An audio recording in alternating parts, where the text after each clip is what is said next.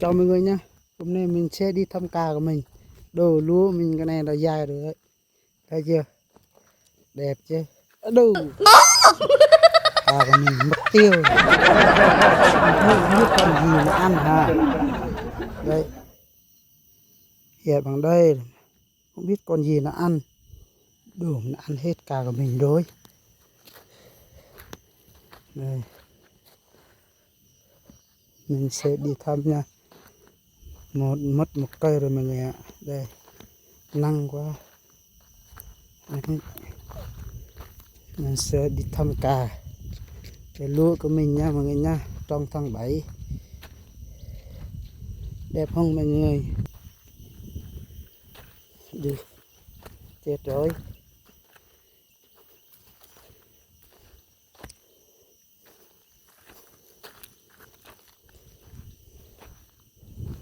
Chưa phun thuốc, chưa bón phân.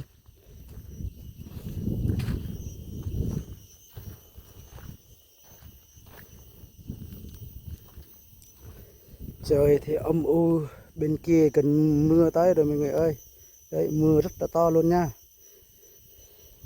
Hôm nay là mình thăm lúa.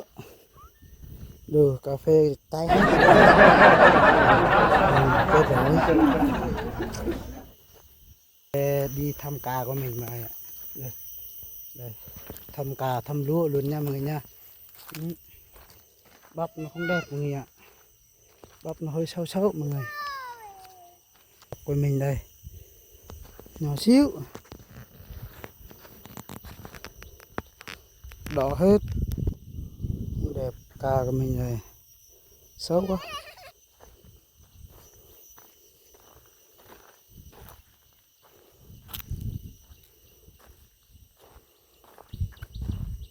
Mình đầu đi thăm lúa mọi người nha.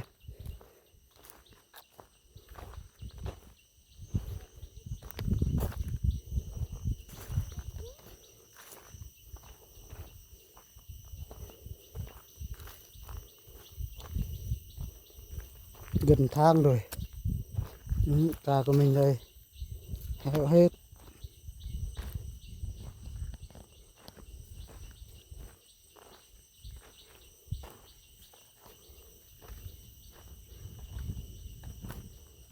Mưa to luôn đấy chứ.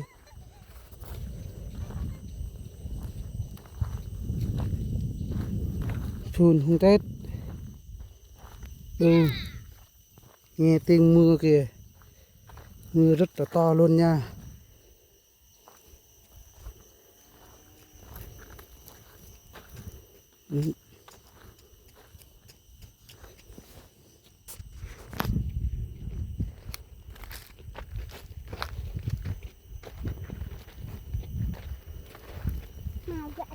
Trời gió này bị mưa tay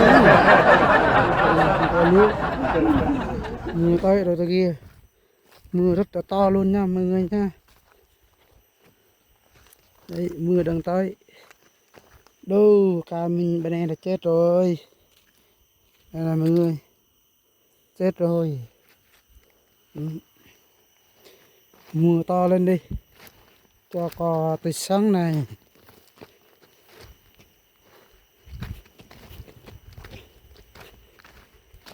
Được, mưa tới kìa. Mưa to luôn. Người tiên nó không chưa đi thăm cà.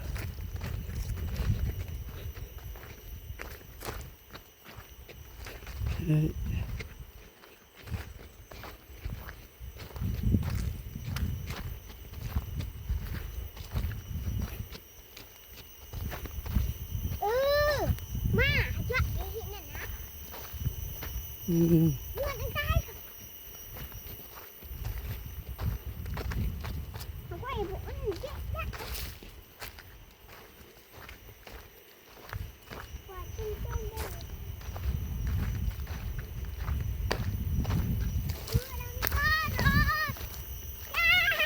Mưa kia. Mưa to.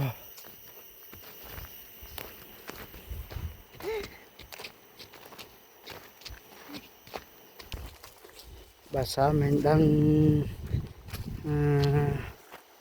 trong cỏ đấy, nó đang đi trong cỏ mưa mọi người ạ, có mưa nha đấy, mưa rất là to luôn đây Trời đấy. mưa à? Trời mưa không bị ướt. Đấy. Mưa rất là to luôn nha. Thôi đi về chưa tại thôi, đi về thôi. Ê, con nó chết rồi đây, lá này heo hết rồi, chết rồi.